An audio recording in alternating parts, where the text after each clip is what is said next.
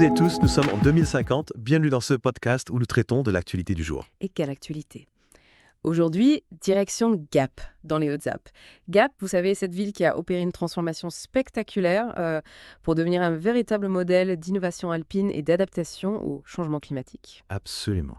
Gap a réussi à se réinventer tout en préservant son identité montagnarde. Par exemple, le téléphérique urbain 100% solaire est une véritable révolution pour la mobilité en montagne. Et il a déjà inspiré d'autres villes alpines. C'est fascinant de voir comment ils ont intégré les énergies renouvelables dans leur infrastructure.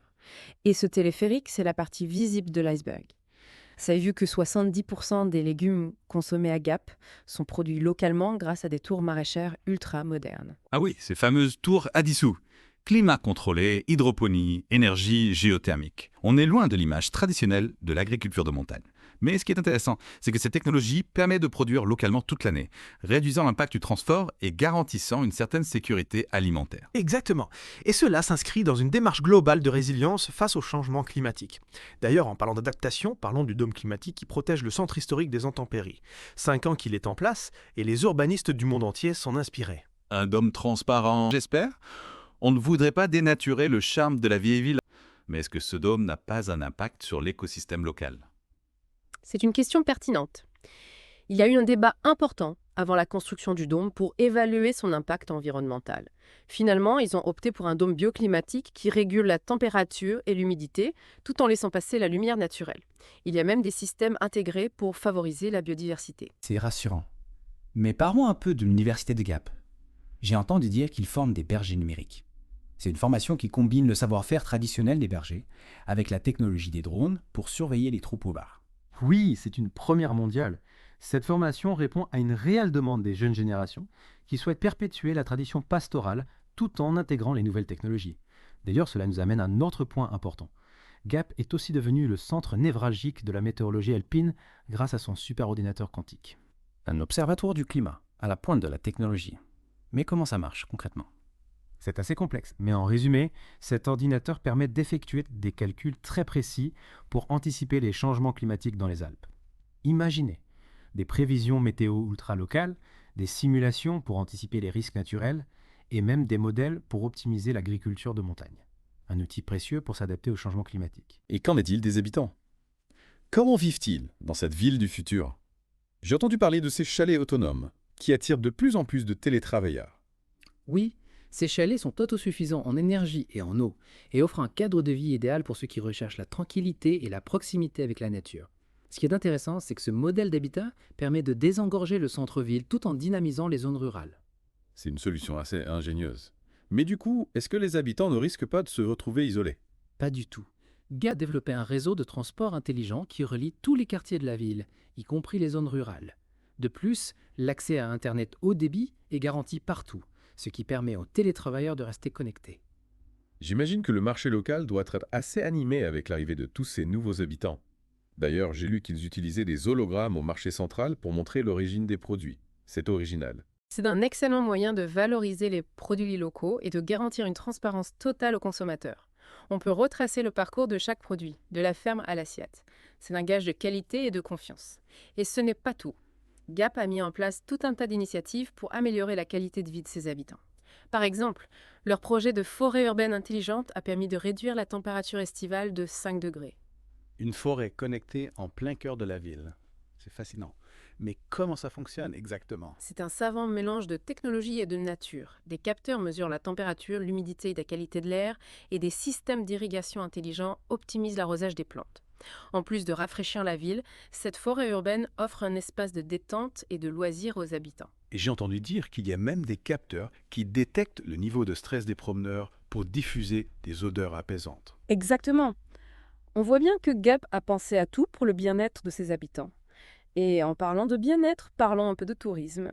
Saviez-vous que Gap est même devenu une destination pour les voyageurs de l'espace ? Des touristes venus d'une autre planète ? Non, pas encore. Je parle des capsules touristiques en orbite basse qui font un détour pour admirer Gap depuis l'espace. Apparemment, la vue est imprenable. C'est vrai que Gap a des atouts indéniables pour séduire les touristes. La montagne, la nature, l'innovation. Mais il y a aussi un côté un peu décalé qui me plaît bien. Ah oui, vous pensez au loup chaud Poulilam. Il y a ce spectacle nocturne avec des hologrammes de loups qui dansent dans les rues piétonnes. Exactement. C'est original, un peu fou, mais ça correspond bien à l'esprit de Gap. Et ça montre qu'ils ont réussi à trouver un équilibre entre tradition et modernité. D'ailleurs, en parlant de modernité, j'ai vu quelque chose d'assez étonnant. Des chaussures de randonnée à propulsion quantique qui permettraient de gravir le mont Charence en 3 minutes. Il s'agit probablement d'un prototype expérimental et je ne suis pas sûre que ce soit vraiment réalisable. C'est amusant de voir qu'ils continuent d'explorer de nouvelles idées, même les plus folles. Et ça nous rappelle que l'avenir est plein de surprises. Tout à fait. Et si on regardait un peu en arrière, Gap a lancé son plan de transition énergétique en 2025 avec l'objectif d'atteindre la neutralité carbone pour 2040. Et ils ont réussi à atteindre cet objectif 5 ans plus tôt que prévu. C'est une réussite incroyable qui montre que la transition écologique est possible, même à l'échelle d'une ville. Mais qu'est-ce qui a été la clé de leur succès? Je dirais qu'il y a plusieurs facteurs. Une volonté politique forte, l'implication des citoyens et bien sûr l'innovation technologique. Gap a su utiliser la technologie comme un levier pour accélérer sa transition énergétique. Par exemple, leurs bâtiments sont équipés de panneaux solaires et leur réseau de transport est 100% électrique. C'est un modèle inspirant pour toutes les villes du monde qui cherchent à réduire leur empreinte carbone. Mais qu'en est-il de l'avenir? Gap continue d'innover et de se projeter vers l'avenir. L'un de leurs projets phares est la création d'un écoquartier entièrement autonome en énergie. Ils travaillent également sur le développement de l'intelligence artificielle pour optimiser la gestion de la ville. L'intelligence artificielle est un sujet fascinant. J'ai lu un article sur l'utilisation de l'IA dans les écoles de Gap. Apparemment, les élèves ont accès à des tuteurs virtuels qui s'adaptent à leur rythme d'apprentissage. C'est exact. L'IA est utilisée pour personnaliser l'apprentissage et aider les élèves à progresser à leur propre rythme. C'est un outil précieux pour l'éducation du futur.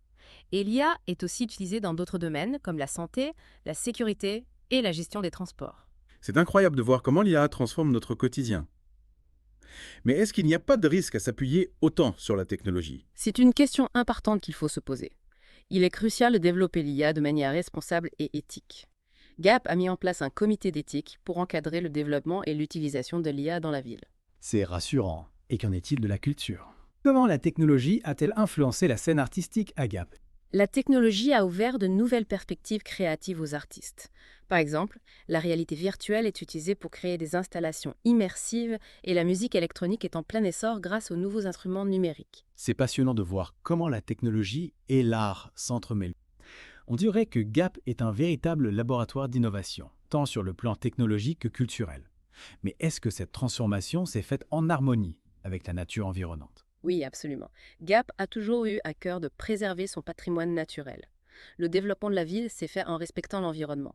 Par exemple, ils ont mis en place un réseau de pistes cyclables et de sentiers de randonnée pour encourager les modes de déplacement doux. C'est un bel exemple de développement durable.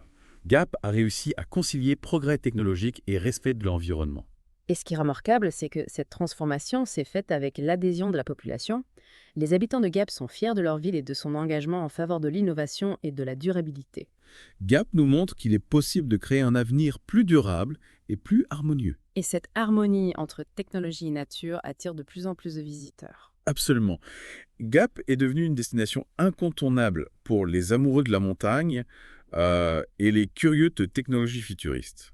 Figurez-vous qu'on peut désormais déguster un chocolat chaud dans un café, avec vue panoramique sur les montagnes, après une randonnée, sur des sentiers connectés qui analysent notre condition physique en temps réel. Ou dévaler les pistes de ski équipées de drones qui filment nos exploits sportifs avant de se détendre dans un spa alimenté par des sources d'eau chaude géothermique. Et pour les amateurs de sensations fortes, il y a même des vols en deltaplane à propulsion électrique au-dessus du parc national des Écrins.